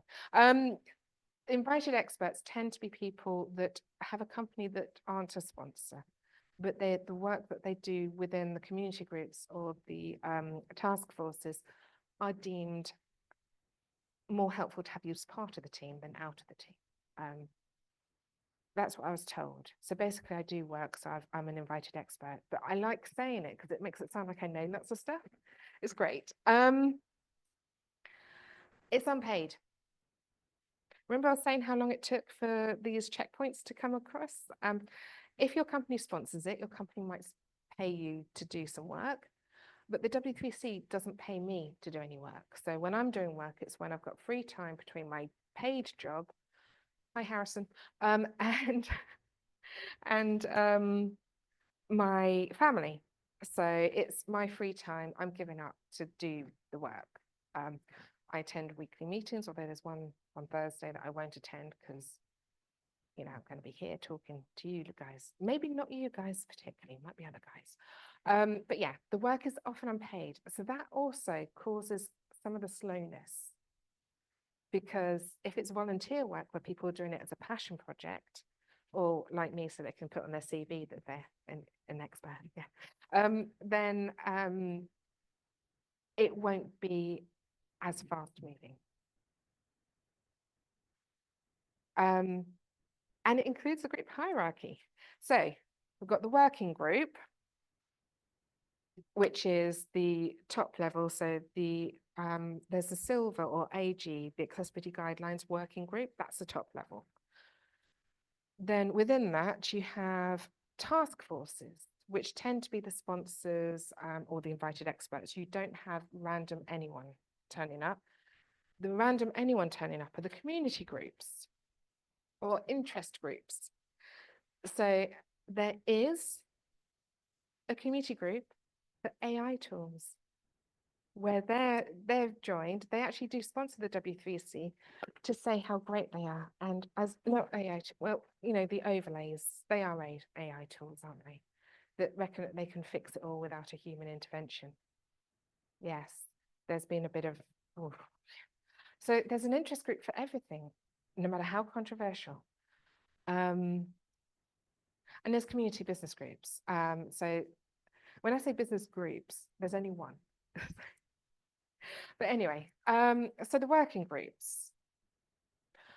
So like I say, Accessibility Guidelines Working Group, that is AG, it's known as Silver. That's the one that's working on the WCAG 3, the updates to WCAG 2.2.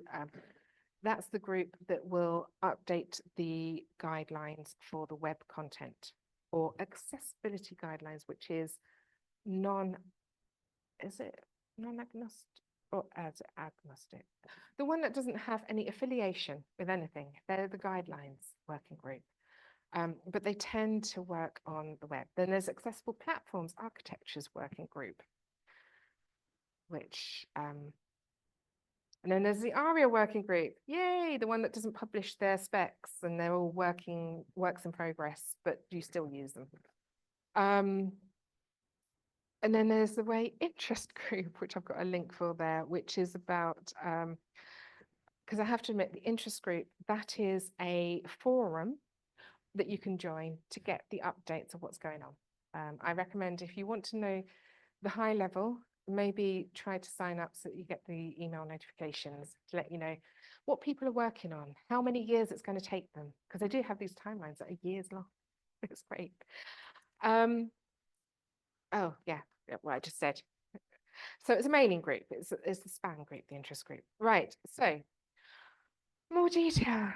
I've already said about the silver. The first focusing on WCAG and clarifying gaps in understanding. So when it's gaps in understanding, that is things like, we all know normative is meeting meeting the true wording of the success criteria. But because of all the gaps in understanding, in fact, we've got more than just web when it comes to testing. There's all these subgroups or task forces that help clarify it. So the one I'm part of, Accessibility Conformance Testing Task Force, we create rules that help everyone to stay on the same page when it comes to testing with automation or manual testing. I'm actually in charge of the manual testing rules group, and given the fact I'm very busy, I've not done very much at all, which is terrible. I keep trying to ask other people to help me out. So if anyone wants to join. No. But we also, like, we've got people from DQ, Site Improve, and some other companies that create the automation tools that help write the rules to make sure that if they integrate properly, the way that people are interpreting the checkpoints stays consistent, which means that you're not going to have to run it on multiple tools because they've all got their own interpretations. And that is always a big headache. I always tell my team, try at least 3 automation tools to work out where the gaps in understanding the knowledge is. Unfortunately, some of the other groups don't implement it yet. We have a lint tester as well. Lots of information in there. And yes, there are links in my slides where you can get more information on all these items. But I'm a co-chair of the community group and part of the task force as an invited expert. So I know a little bit. I'm helping keeping them honest. Then there's, I don't like the naming for this one, but the Cognitive and Learning Disabilities Accessibility Task Force. I don't like that phrase because it makes it sound or infer that someone is not intelligent, when in actual fact it's neurodivergent users. Just because you think differently doesn't make you less than. But unfortunately, that's what they've got. They've got COGA.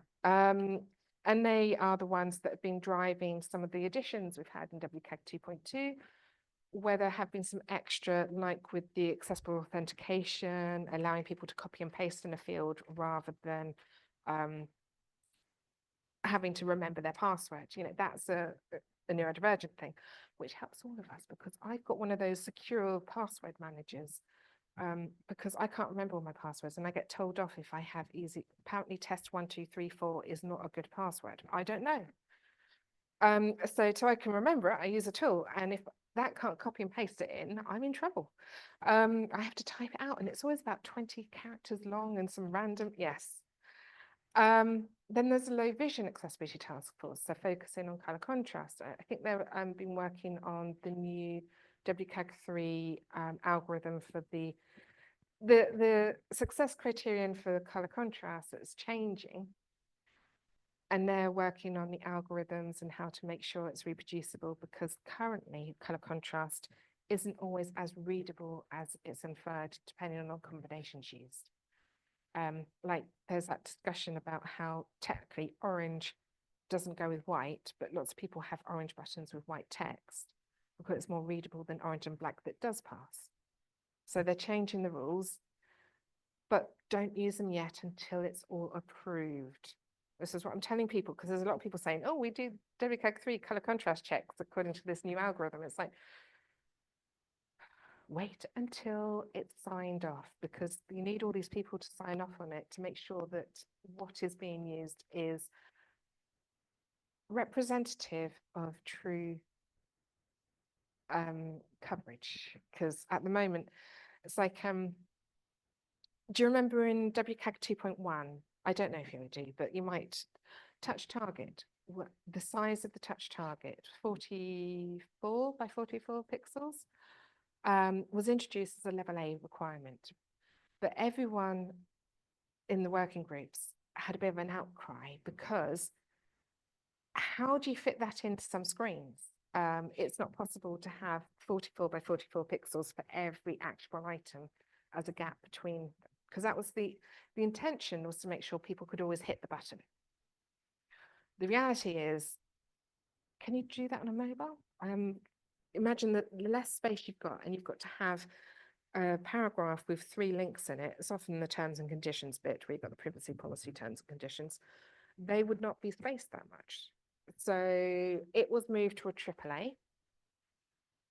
Then in WCAG 2.2, they reintroduced it, but by 24 by 24, with exceptions of if it's links in a paragraph, that's an exception to the rule. It's how it's laid out accordingly, and the spacing between the links doesn't mean that the link itself has to, or the call to action has to be 24 by 24, but the call to action hit area has to have a spacing of 24 by 24 around. So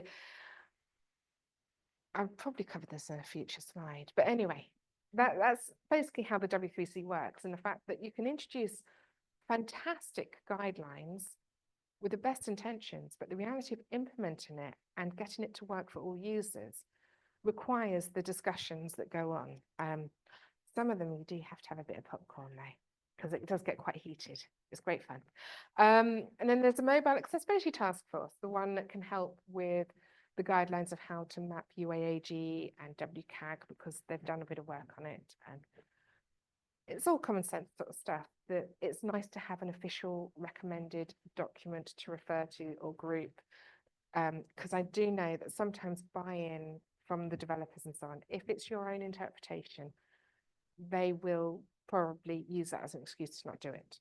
Whereas if you say, well, actually, this working group of the W3C and if you give them an official document, they're more likely to buy in. We all know how it goes. And the WCAG 2.x backlog task force. So those are the people working on, there's issues in GitHub that are always being worked on. And sometimes when people notice a gap, like something that's not called out explicitly, implicitly, I'll get it right eventually, then they will help with the understanding document to update it, to add techniques and so on, that will help fill those gaps. And also, everyone is always welcome to add GitHub issues to the W3C. Just don't expect immediate answers. It will be very. And there's also the WCAG 2 ICT task force, which is it's quite a fun one. It's making sure that it's covering. I think that is the one about making sure that the assistive technology items will be compliant and to keep it consistent there as well. I think it is. When I say I think, that means I remember it half and I should have had more detail and I should have opened up all the links, but the slides are there with the direct links to each of these if any of them take your interest. I say there's a lot there. So, oh, I actually do go through it. Oh, yay. I knew I did. Right. So the Accessible Platform Architectures APA Working Group. So it focuses on specification supporting accessibility through reviews, writing new specifications and creating support material. Subgroups or task forces supporting the main APA group. Oh no, this is not the other stuff. This is the working groups again. So we've got the framework for accessible specification of technologies task force, which is basically how the accessible items should be working with tech. Yeah. But it's a framework that you can refer to. The Maturity Model Task Force, that one's, I think it's quite, I'm not going to say too much if I'm not 100% sure. I put a lot of links and text in, and I don't know all the ins and outs of the W3C. I'm sorry, guys. But I think the maturity model is I don't know if that was Denis Boudreau's baby, but anyway, I think that's ARM. Yeah, maturity model is something we should all look into because obviously I haven't. Research questions task force. So there's a task force about research questions. There's spoken presentation task force, one that Helen should not attend because she's rubbish at this. Because she goes, I should have read up on this before I came here. No. And the adapt task force about how it can adapt and so on. I'm moving on to the ARIA working group because I was in a lot of trouble in that last one. That one that is more about an area I'm not clear on, sorry. So the ARIA working group is focused on writing and creating additional help for the platform accessibility program interfaces or APIs. So you've got the main, they also support the main APA work group. I think that's the ARIA. Oh. So you've got authoring practices guide task force, but remember, they sometimes add tab stops in, which is not good for the keyboard users. Actually, I think that was a typo. I should, task force is supporting the main ARIA working group. I'm going to quickly edit that while I'm looking at it, because if I don't, I'm going to forget. This is terrible. I'm one of those people, aren't I? I will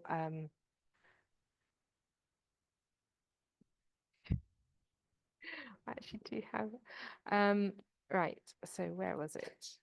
That's the AG group, that's the APA, and that's right. Found it. And it's terrible when I've covered up the text. I want right. So yeah, it won't update in the slides right now, will it? No, it won't. Right, anyway, so the slides that you can access will have that creative APA to ARIA. So we've got the Authoring Practice Guide Task Force. There are some people that dislike using these because they are very experimental, and they actually have notes saying, use these with a word of warning. They might not be 100% accessible. Please read up on it first, which shows that they're not the only ones thinking it's experimental. The portable document format, accessibility APIs mapping task force, PDFs to everyone else.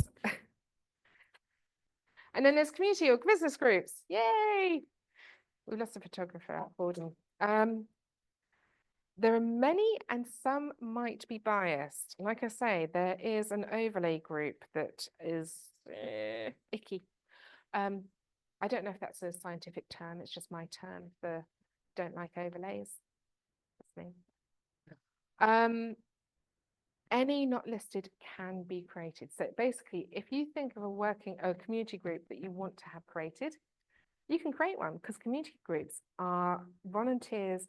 Anyone can sign up whether or not they have a company that sponsors them. So if you're interested in joining any of the community groups, you can. You just have to sign up to the W3C. So there's 141. So I decided not to list all of them because although it will fill a few hours, I think I might be running ahead. I don't know. We will be stopping for lunch at half an hour. Okay, so there's 141 open. And as we all know, because I've got the wrong slides up again, I've moved everything around. I think I should get a better partner next year. Someone who doesn't move things around all the time. What do you reckon? Yeah. Right, so there's 141. Anyone can join. So if any of you are interested, sign up, join. It's all business groups. Just one publishing business group. I think they defined that category because someone with a business wanted to sign up, but they didn't want to sponsor. So they said, it's not an interest group, you're a business.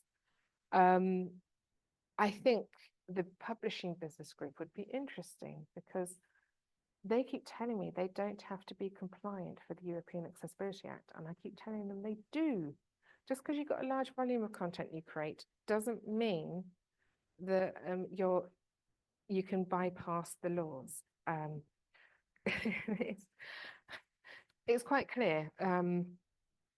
I think it's very similar for the ADA side of things, and the fact that there's a set date, anything past that date, if you're going to be selling those services or providing it to the public after that date, it needs to meet the success criteria. So if you're selling a PDF that is not accessible after the European Accessibility Act comes in, then it's liable to be, it needs to be accessible. That's just, I'm very simplistic, I know, it's terrible. This is why, yeah, anyway, I shan't go into that one. So, group work, I don't know. So we'll have the room or the, in fact, they can come off mute because we've got them muted on my machine. So you guys can talk to each other in there for the group work, and the people in here can do some group work as well. And what could I do to improve past experience? Apart from having a time machine, because after being to this talk, it's all so much easier now. So the revised exercise, how would you amend your experience from the first exercise? Like, how would you change your approach to testing? How would you change what coverage you think should be adhered to? Were you aware there were so many groups that even I don't know what they do sometimes? There are a lot of working groups out there in the WAI lists. Sorry, I'm getting them a bit, I keep trying to remember the right acronym because I keep calling them W3C groups and I get told off by my friends from the W3C. No, they're Y groups. Right, so there were so many, did you know that there were 141 groups? And maybe have a look at some of the, in fact, I shall share the link for the community groups. It's in the slides, but I'll put it into the notes for this, for the Zoom thing. There's the community groups list. You can do a search, and I shall just share this on the main screen. If I go the right way with my mouse. So community groups. So you just get, there's accessibility for children, because obviously children need accessibility as well. That's Denny's, the ARM community group. That's, I'm involved in that one. But yeah, there are a lot. So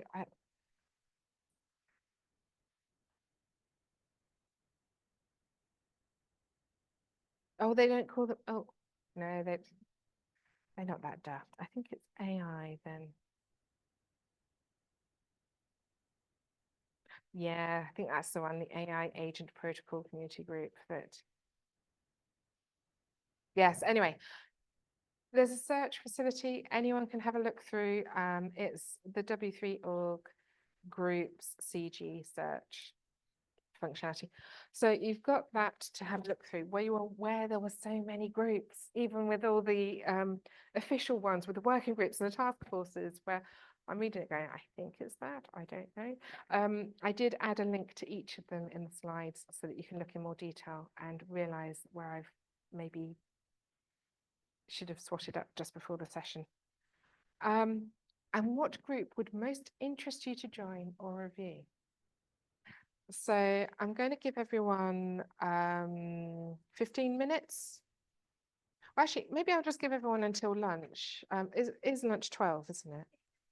So maybe if we do the group work before lunch, when we come back after lunch, we can discuss what we've discussed, which, because I'm sort of in the second exercise now, and I'm like, I don't have another exercise after this one.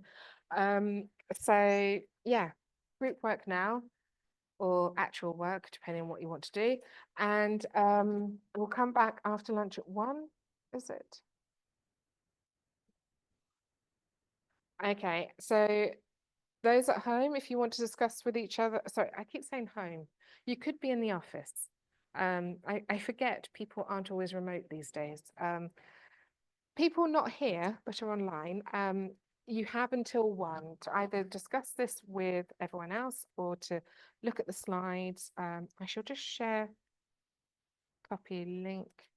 These are my slides that I've been looking at. I've shared it into the Zoom chat so everyone can have a look at the slides, to have a look at all the links I've embedded in every single slide so that you can get the actual what it does, because I wasn't going to open up every single one because there was a lot of links. And just have a look. You can do it as a group chat or individual. Does that sound good to everyone? Thumbs up if it does, thumbs down if you want me to talk more at you for another 20 minutes. Yeah, I like the thumbs up, yeah. Okay, cool, right, so I'm going to turn off my microphone.